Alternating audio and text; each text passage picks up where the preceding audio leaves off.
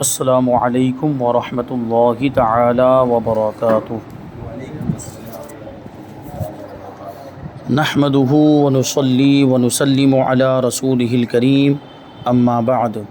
فاعوذ باللہ من الشیطان الرجیم بسم اللہ الرحمن الرحیم۔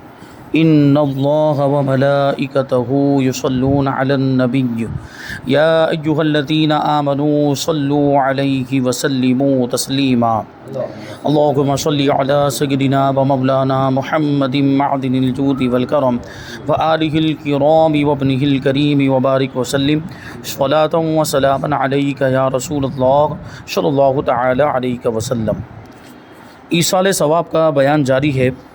ایصال ثواب کا مطلب ہوتا ہے ثواب پہنچانا، اور مردوں کو ثواب پہنچانے سے ان کو ثواب پہنچتا بھی ہے اور ان کو اس کا فائدہ بھی ملتا ہے۔ تو بہرحال دعا بھی کی جاتی ہے جب ہم ایصال ثواب کرتے ہیں، تو اس میں مردوں کے لیے یعنی اہل ایمان مردوں کے لیے ہم دعا بھی کرتے ہیں، مغفرت کی دعا، بخشش کی دعا کرتے ہیں۔ تو یہ دعا کرنا تو قرآن مجید سے ثابت ہے۔ فرماتے ہیں کہ اسی طرح میت کے لیے زندوں کا دعا کرنا قرآن کریم سے ثابت ہے، جو کہ ایصال ثواب کی اصل ہے۔ یعنی ایصال ثواب کا اس سے ثبوت ملتا ہے۔ جب دعا کرنا جائز ہے تو ثواب پہنچانا کیوں جائز نہیں ہوگا؟ تو وہ دعا والی آیت کریمہ جس سے دعا کا ثبوت ملتا ہے، یہ پارہ نمبر 28 سورہ حشر آیت نمبر 10 میں اللہ تبارک و تعالیٰ ارشاد فرماتا ہے، والذین جاءوا من بعدهم یقولون ربنا اغفر لنا ولاخواننا الذین سبقونا بالایمان۔ اور وہ جو ان کے بعد آئے وہ عرض کرتے ہیں کہ اے ہمارے رب ہمیں بخش دے اور ہمارے بھائیوں کو جو ہم سے پہلے ایمان لائے، یعنی جو ان سے پہلے ایمان لائے اور دنیا سے رخصت ہو گئے، ان کے لیے دعا کر رہے ہیں کہ ہمیں بھی بخش دے اور ہمارے ایمان والے بھائیوں کو بھی بخش دے جو ہم سے پہلے دنیا سے رخصت ہو گئے، ہم سے پہلے ایمان لائے۔ تو دیکھیں یہاں پر دعا کا ثبوت مل رہا ہے کہ مردوں کے لیے دعا کرنا جائز ہے۔ قرآن مجید کے اندر اس کا ذکر موجود ہے۔ اگر یہ شرک ہوتا، بدعت ہوتا، ناجائز و گناہ ہوتا تو قرآن میں اس کا ذکر نہیں آتا۔ اب حدیثوں سے اس کا ثبوت پیش کرتے ہیں۔ ایصال ثواب کے بارے میں 3 احادیث مبارکہ۔ پہلی حدیث حضرت عائشہ صدیقہ رضی اللہ تعالی عنہا سے روایت ہے کہ ایک شخص نے نبی کریم صلی اللہ علیہ وسلم کی خدمت میں عرض کیا کہ میری والدہ کا اچانک انتقال ہو گیا اور میرا گمان ہے کہ اگر وہ کچھ کہتی تو صدقے کا کہتی، یعنی اگر ان کو کچھ کہنے کا موقع ملتا تو وہ صدقہ کرنے کا مجھے حکم دیتی کہ میری طرف سے صدقہ کرو۔ پس اگر میں ان کی طرف سے صدقہ کروں تو کیا انہیں ثواب پہنچے گا؟ حضور نے فرمایا ہاں۔ تو ایصال ثواب میں یہی ہوتا ہے، ثواب پہنچایا جاتا ہے، کسی بھی نیک کام کا ثواب پہنچایا جاتا ہے۔ تو اس حدیث پاک سے بھی ہمیں پتہ چلتا ہے کہ ثواب پہنچانا جائز ہے۔ یہ حدیث پاک بخاری شریف کے اندر موجود ہے۔ بخاری شریف کتاب الجنائز باب موت الفجاع، یہ بغتہ موت الفجاعۃ البغتہ میں اس حدیث کو ذکر کیا ہے۔ بخاری شریف کے اندر یہ حدیث موجود ہے اور اس سے ثواب پہنچانے کا ثبوت ملتا ہے۔ دوسری حدیث حضرت سعد ابن عبادہ رضی اللہ تعالیٰ عنہ سے مروی ہے کہ انہوں نے حضور صلی اللہ علیہ وسلم کی بارگاہ میں عرض کیا، یا رسول اللہ صلی اللہ تعالیٰ علیہ وسلم، میری ماں کا انتقال ہو گیا ہے تو ان کے لیے کون سا صدقہ افضل ہے؟ یعنی میں ان کے لیے کون سا صدقہ کروں اور کون سی چیز کا ثواب میں ان کو پہنچاؤں؟ تو حضور صلی اللہ علیہ وسلم نے فرمایا پانی، یعنی پانی کا صدقہ کروں۔ تو حضرت سعد ابن عبادہ رضی اللہ تعالیٰ عنہ نے ایک کنواں کھدوایا اور کہا کہ یہ کنواں سعد کی ماں کے لیے ہے، یعنی اس کا ثواب ان کی روح کو پہنچتا رہے۔ تو یہ ایصال ثواب نہیں تو اور کیا ہے؟ یہ ثواب پہنچایا جا رہا ہے۔ جو پانی، مطلب یہ ہے کہ پانی کا کنواں انہوں نے کھدوا دیا، اب جو بھی اس سے پانی پیتا رہے گا تو اس کا ثواب حضرت سعد کو ملتا رہے گا، کیونکہ کنواں انہوں نے کھدوایا، اور وہ اپنے آپ کو ملنے والا ثواب اپنی والدہ کو بخش رہے ہیں، اپنی والدہ کو پہنچا رہے ہیں۔ یعنی اب وہ اس کنویں کا جو بھی ثواب ہے، جو بھی لوگ پانی پیتے رہیں گے، وہ ان کی والدہ کو اس کا ثواب ملتا رہے گا، اور یہی ایصال ثواب ہے۔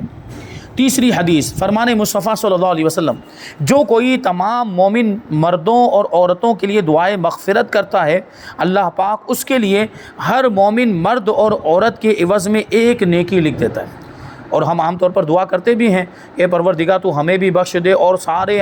مؤمنین، مؤمنات، مرحومین اور کبھی کبھی تو یہ جملہ بھی بولا جاتا ہے کہ حضرت آدم علیہ السلام سے لے کر اس وقت تک جتنے بھی مؤمنین مؤمنات دنیا سے رخصت ہو گئے، سب کی روحوں کو ثواب نذر کرتے ہیں، اے پروردگار سب کی بخشش فرما، سب کی مغفرت فرما، سب کے صغیرہ کبیرہ گناہوں کو معاف فرما دے۔ یہ دعا کرتے ہیں ہم،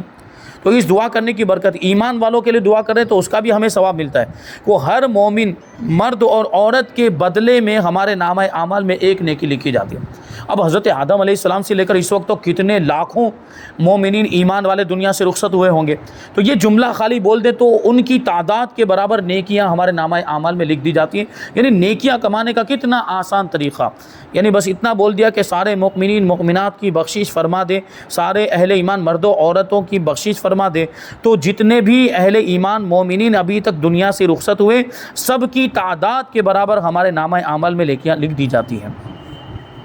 تو دیکھیے حدیثوں سے یہ ایصال ثواب ثابت ہوتا ہے۔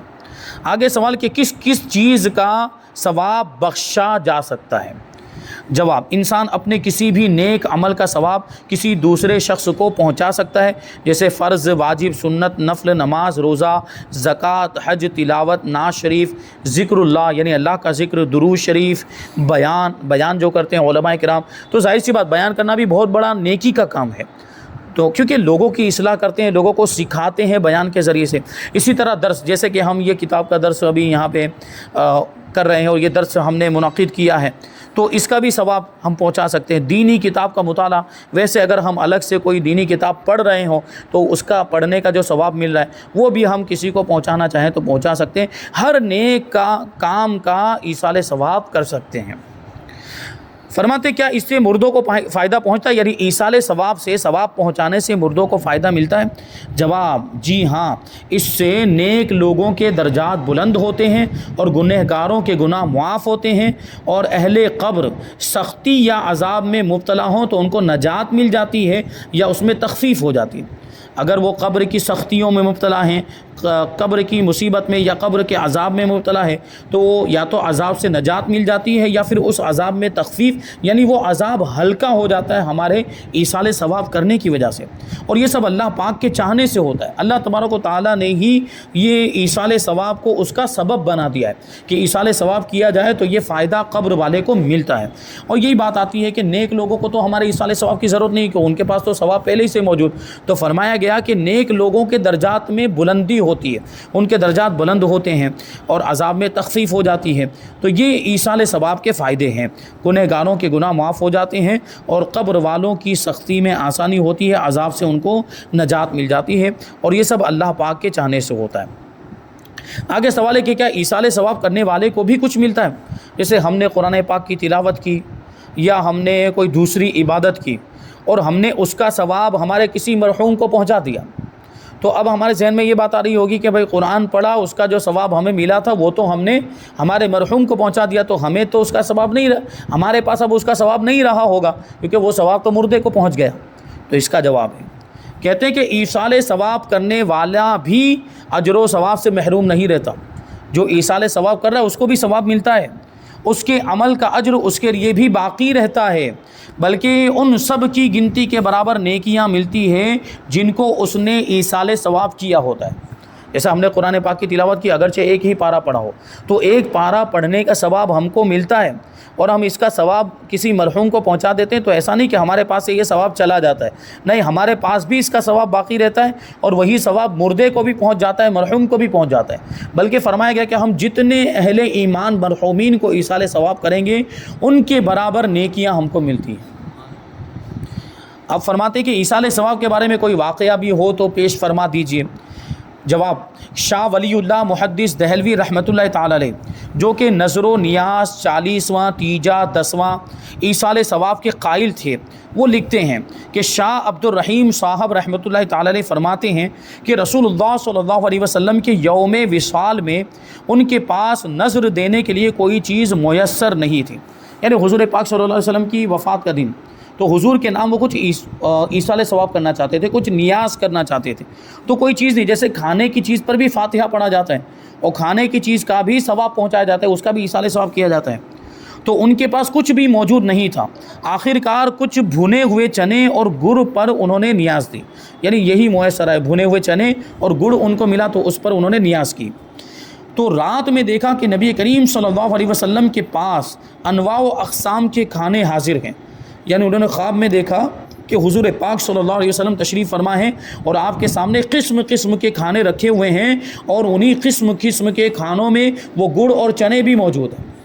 جن پر انہوں نے ایصال ثواب کیا تھا۔ دے دیکھیے یہ اللہ کے رسول کی بارگاہ میں اگر دل سے کوئی چیز پیش کی جائے تو وہ قبول ہوتی ہے، اور حضور پاک صلی اللہ علیہ وسلم کی بارگاہ میں پہنچائی بھی جاتی ہے۔ آپ صلی اللہ علیہ وسلم نے کمال مسرت اور خوشی سے ان کی طرف التفات فرمائی، یعنی چنے اور گڑ کی طرف حضور نے توجہ فرمائی۔ یہ کہیں نہ کہیں جو ہم وہ گڑ چنے کی بھی جو نیاز کرتے ہیں تو کہیں نہ کہیں یہ بھی اس کا دیکھیں بزرگوں سے بھی ثابت، ورنہ تو کسی بھی کھانے کی چیز پر جو اچھی اور حلال چیز ہو، کوئی بھی کھانے کی چیز ہو، چاہے پھر وہ میٹھی چیز ہو یا کھاری ہے تیکھی چیز ہو، اس پہ ہم فاتحہ پڑھ سکتے ہیں، نیاز دلا سکتے ہیں، ایصال ثواب کر سکتے ہیں۔ تو گڑ چنے پر بھی ایصال ثواب کیا جا سکتا ہے۔ تو حضور پاک صلی اللہ علیہ وسلم نے انتہائی خوشی کے ساتھ وہ گڑ چنے کی طرف توجہ فرمائی، کیونکہ محبت کے ساتھ اس کی نیاز پیش کی گئی تھی، اس لیے حضور نے اس کی طرف بھی توجہ فرمائی،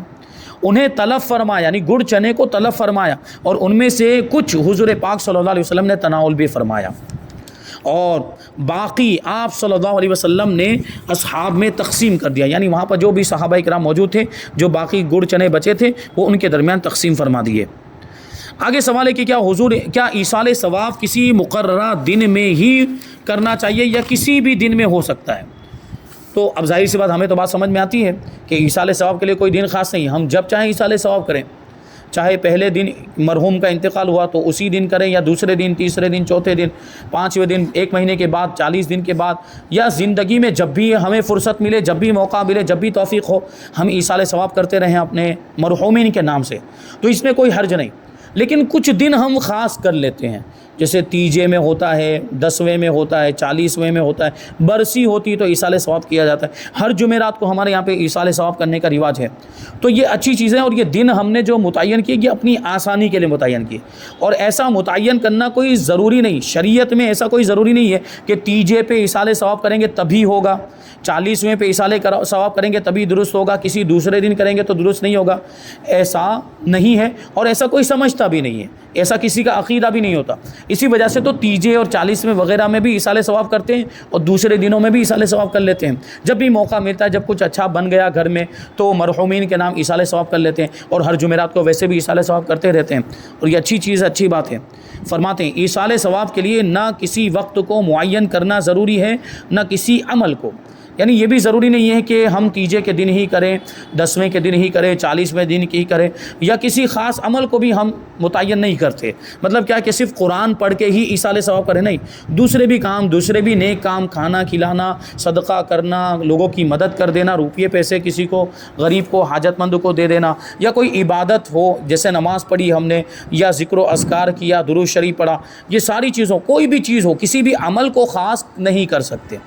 بغیر کسی قید کے جب بھی چاہیں کوئی نیک عمل کر کے میت کو ایصال ثواب کر سکتے ہیں، چاہے کوئی صدقہ کرے یا مدرسہ اور مسجد بنا دے، میت کی طرف سے حج کرے، قرآن پاک کی تلاوت کر کے ثواب پہنچائے، یہ سب کچھ ہو سکتا ہے۔ یہی کام کسی دن کو معین کر کے کیے جائیں تو اس میں بھی کوئی حرج نہیں، کہ دن معین کرنے سے مقصد یہ ہوتا ہے کہ لوگ جمع ہو جائیں اور اہتمام کے ساتھ عمل خیر کیا جائے، تعیین شرعاً منع نہیں ہے، یعنی دن متعین کرنا، تیجا، 10واں، 40واں، برسی وغیرہ، یہ منع بھی نہیں ہے، شریعت میں اس کی اجازت ہے۔ جیسے کہ نماز با جماعت میں لوگوں کی آسانی کے لیے ایک وقت مقرر کر دیا جاتا ہے، جیسے ہم ظہر کی جو جماعت ہے وہ 1:30 بجے ہوگی، یہ ہم نے مقرر کر دیا، کیوں؟ لوگوں کی آسانی کے لیے، جبکہ ایسا کچھ ضروری نہیں ہے کہ ہم 1:30 بجے پڑھیں گے تبھی نماز ہوگی، آپ 1:30 بجے سے کچھ پہلے بھی پڑھ سکتے ہیں، 1:30 بجے کے بعد بھی پڑھ سکتے ہیں، جو ظہر کا پورا وقت ہے جو زوال کے بعد سے شروع ہوتا ہے اور عصر کے وقت تک رہتا ہے، تو اس پورے وقت میں کبھی بھی آپ نماز پڑھ سکتے ہیں، لیکن ہم لوگوں کی آسانی کے لیے جماعت کے لیے ایک وقت مقرر کر دیتے ہیں۔ کسی دینی اجتماع اور محافل یا شادی بیاہ وغیرہ کے لیے دن اور تاریخ یہ متعین کرتے ہیں، یہ بھی جائز ہے، اس میں بھی کوئی حرج نہیں ہے، آسانی کے لیے کرتے ہیں۔ ہاں البتہ اسی تعین کو ضروری سمجھ لینا کہ اس کے بغیر ایصال ثواب نہ ہوگا، یہ درست نہیں، یہ جاہلانہ خیال ہے، اس سے باز رہنا ضروری ہے۔ یعنی یہ سمجھ لینا کہ ہم تیسرے دن کریں گے تبھی ایصال ثواب ہوگا، اور دوسرے دن کر دیں یا چوتھے دن کر دیں تو ایصال ثواب ہوگا ہی نہیں، یہ سوچ غلط ہے، اور یہ خیال بھی غلط اور جاہلانہ خیال ہے۔ ایصال ثواب تو کبھی بھی ہو سکتا ہے، وہ آسانی کے لیے ہم نے 30واں دن یا 10واں دن یا 40واں دن متعین کیا ہوا ہے، ورنہ تو وہ کبھی بھی کیا جا سکتا ہے۔ آگے سوال ہے کہ 30واں 10واں اور 40واں یہ کیا ہے، اس کا مطلب کیا ہوتا ہے؟ جواب، فوت شدہ مسلمانوں کے یعنی جن کا انتقال ہو گیا ان کے ایصال ثواب کے لیے عموماً قرآن خوانی اور محفل ذکر و نعت کا اہتمام کیا جاتا ہے، نیز کھانا وغیرہ بھی پکا کر تقسیم کیا جاتا ہے۔ اگر اس طرح کا اہتمام فوت ہونے کے دوسرے روز ہو، یعنی آج انتقال ہوا دوسرے دن ہی ہم نے نیاز پکا لی ایصال ثواب کے لیے، یا قرآن خوانی کا اہتمام کیا، تو قرآن خوانی کا اہتمام کیا تو اسے دوجا کہیں گے، اور تیسرے دن اگر ہم نے یہ اہتمام کیا، یہ سارا انتظام کیا تو اس کو تیجا کہیں گے، اور 10ویں دن کیا تو اس کو 10واں کہیں گے، 40ویں دن کیا تو 40واں کہیں گے، اور یا تو چہلم کہیں گے، 40واں بھی کہتے ہیں اور چہلم بھی کہتے ہیں۔ اور 1 سال مکمل ہونے کے بعد کیا، انتقال کو 1 سال ہو گیا، اور 1 سال ہونے پر جس دن ان کا انتقال ہوا تھا، جس مہینے میں، اسی تاریخ کو نیاز پکائی جاتی ہے، قرآن خوانی کی جاتی ہے، فاتحہ پڑھا جاتا ہے، سورتیں پڑھی جاتی ہیں، سب کچھ یہ کیا جاتا ہے، اور پھر اس کو ایصال ثواب کیا جاتا ہے، تو اس کو ہم برسی کہتے ہیں۔ 1 سال مکمل ہونے کے بعد 1-2 دن آگے پیچھے بھی ہو جائیں تو 10واں 20واں یا 40واں ہی کہلاتا ہے، اس سے کوئی حرج نہیں۔ کبھی کبھی ایسا ہم اپنی آسانی کے لیے کر بھی لیتے ہیں کہ 40 دن مثال کے طور پر بدھوار کے دن مکمل ہو رہے تھے، 40 دن مرحوم کے انتقال کے جو 40 دن ہیں وہ بدھوار کو مکمل ہو رہے تھے، وہ ہم نے سوچا کل تو جمعرات ہی آ رہی ہے، تو جمعرات ایک اچھا دن ہوتا ہے، تو لاؤ کل ہی ہم ایصال ثواب کر لیں گے، تو دوسرے مرحومین کا بھی اس میں جو ہے کہ شامل کر لیں گے، اور ہمارے یہ مرحوم جو ابھی قریب میں جن کا انتقال ہوا ان کو بھی شامل کر لیں، تو یہ بھی کر سکتے ہیں۔ یا جو ہے کہ مان لو کہ کسی اور وجہ سے کہ ہمارے کوئی رشتہ دار وہ دور رہتے ہیں، وہ جمعرات کو آنے والے تھے اور 40 دن بدھوار کو مکمل ہو رہے، تو ہم نے سوچا کہ وہ آ جائیں پھر ہم ایصال ثواب کریں، نیاز پکائیں تاکہ وہ بھی شریک ہو جائیں، تو 1-2 دن آگے پیچھے ہو جائے تو اس میں بھی کوئی حرج نہیں، ورنہ ایصال ثواب تو کبھی بھی کیا جا سکتا ہے۔ آگے سوال ہے کہ ایصال ثواب کا کھانا کون کون کھا سکتا ہے؟ جواب، ایصال ثواب کا کھانا خود بھی کھا سکتے ہیں اور اپنے عزیزوں اقربا اور احبا رشتہ داروں دوستوں کو کھلا سکتے ہیں، اور اغنیاء اور فقراء سب کو کھلا سکتے ہیں، یعنی مالدار بھی کھا سکتے ہیں، غریب بھی کھا سکتے ہیں۔ یہ جو نیاز والا کھانا ہوتا ہے اس کی بات چل رہی ہے، جو دعوت کے طور پر وہ جو زیارت کے نام پر کروایا جاتا ہے اس کی اجازت نہیں ہے، کیونکہ وہ دعوت کا موقع ہی نہیں ہوتا، وہ غم کا موقع ہوتا ہے، وہ خوشی، دعوت تو خوشی کے موقع پر ہوتی ہے، وہ خوشی کا موقع نہیں ہوتا ہے۔ انتقال ہو گیا اور دعوتیں دی جا رہی ہے، تو یہ دعوت والا جو معاملہ ہوتا ہے ہمارے یہاں پہ عام طور پر کہ باقاعدہ دعوت دے دے کر لوگوں کو بلایا جاتا ہے، یہ نہیں ہونا چاہیے۔ کھانا ہم پکائیں نیاز کی نیت سے، ایصال ثواب کی نیت سے، اور اس میں پہلا حق غریبوں کا ہوتا ہے، فقیروں کا ہوتا ہے، تو پہلے غریبوں کو پہنچائیں، فقیروں کو پہنچائیں، اور یہ پیشہ ور فقیر نہیں، ان کے پاس میں بار بار بتا چکا ہوں لاکھ روپے کا بیلنس ہوتا ہے، وہ کھانے پینے کی چیزوں کی بھی ان کے پاس کمی نہیں ہوتی۔ جو واقعی حاجت مند ہیں، ہم اپنے آس پاس اطراف میں دیکھیں کہ بہت سے گھر ایسے ہوں گے جن کے یہاں چولہا نہیں جلتا ہے، کھانے پینے کا سامان نہیں ہوتا، تو ان کو پہنچائے تو اس میں زیادہ ثواب ملے گا۔ تو یہ ایصال ثواب کی یہ صورتیں ہیں۔ بہرحال وہ دعوت کرنے کا موقع نہیں ہوتا ہے، ہاں لوگ حاضر ہیں، وہ تعزیت کے لیے کچھ لوگ آئے ہوئے ہوتے ہیں، انتقال ہو گیا، میت والا گھر ہوتا ہے، تو اس میں لوگ آ کر جمع ہوتے ہیں اور وہاں بیٹھے ہوتے ہیں، تو ظاہر سی بات جو لوگ موجود ہیں ان کے لیے کھانا تیار کر کے ان کو کھلایا جا سکتا ہے، لیکن باقاعدہ دعوت کا اہتمام کرنا، جیسے شادیوں وغیرہ میں دعوتیں ہوتی ہیں، تو یہ دعوت کا تو موقع نہیں ہے، دعوت تو خوشی میں ہوتی ہے، یہ خوشی کا موقع تھوڑی ہے، تو اس طرح دعوت کا اہتمام نہیں کرنا چاہیے، اس کی اجازت نہیں۔ آگے سوال ہے کہ کیا فاتحہ میں کھانے کا سامنے ہونا ضروری ہے؟ جواب، کھانے کا سامنے ہونا ضروری نہیں، سامنے کھانا رکھے بغیر بھی فاتحہ پڑھی جا سکتی ہے۔ کھانا کہیں دوسری جگہ رکھا ہوا ہے، ہم یہاں فاتحہ پڑھ رہے ہیں، لیکن ہم کو معلوم ہے کہ وہ کھانا ہے، اب معلوم بھی ہونا چاہیے، ورنہ اگر معلوم ہی نہیں ہے کہ کھانا ہے کہ نہیں، ہم فاتحہ پڑھے جا رہے ہیں تو پھر ایصال ثواب کا کیا مطلب؟ کھانے کا علم ہونا چاہیے کہ کھانا پکایا گیا، کھانا تیار ہے، تو بہتر یہ ہے کہ سامنے رکھے تاکہ وہ سامنے ہونے کی صورت میں وہ کھانا بھی بابرکت ہو جائے کہ ہم وہ پڑھ رہے ہیں اور اس کی برکتیں اس میں شامل ہو جائے گی۔ کہتے ہیں لیکن کھانے کا سامنے ہونا یہ منع بھی نہیں ہے، یہ معمول ہے، ایک طریقہ چلا آ رہا ہے، اور پڑھ کر اس پر دم بھی کیا جاتا ہے، اور دم کرنے کی وجہ سے وہ برکت والا ہو جاتا ہے، تو اس میں کوئی حرج نہیں ہے۔ ایک اور سوال شامل کرتے ہیں کہ محرم الحرام میں پانی یا شربت کی سبیل لگانا کیسا؟ محرم الحرام کے اندر وہ سبیل لگاتے ہیں پانی یا شربت کی، اب جو بھی لوگ آتے جا رہے ہیں اس کو ان کو پلاتے ہیں، شربت بھی پلاتے ہیں، پانی بھی پلاتے ہیں۔ فرماتے ہیں پانی یا شربت کی سبیل لگانا جبکہ نیت اچھی ہو اور مقصود خالص اللہ پاک کی رضا ہو اور ارواح طیبہ ائمہ اطہار کو ثواب پہنچانا ہو، یعنی نیت یہ ہو کہ اس کا جو بھی ثواب ملے گا وہ ہم اہل بیت اطہار کو پہنچائیں گے اور اولیاء کرام کو پہنچائیں گے، شہداء اعظام کو اس کا ثواب پہنچائیں گے، تو بلا شبہ یہ بہتر اور مستحب اور کار ثواب ہے۔ حدیث میں ہے کہ رسول اللہ صلی اللہ علیہ وسلم فرماتے ہیں کہ جب تیرے گناہ زیادہ ہو جائیں تو پانی پر پانی پلا تو تیرے گناہ اس طرح جھڑ جائیں گے جیسے سخت آندھی میں پیڑ کے پتے جھڑ جاتے ہیں۔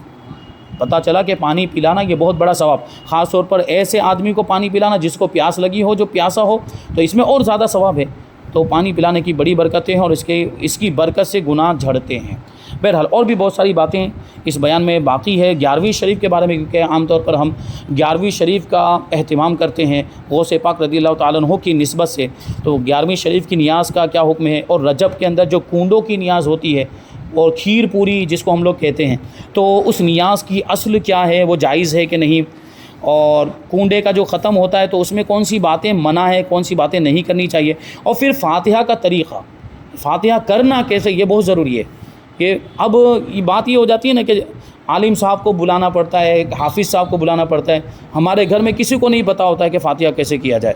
تو ہمارے گھر میں بھی کوئی تو ہو ایسا، پورے گھر کے افراد میں سے کوئی ایک تو ایسا ہو کہ جس کو فاتحہ دینا آتا ہو اور فاتحہ اور ایصال ثواب کا طریقہ اس کو معلوم ہو، تو انشاءاللہ ہم اس کو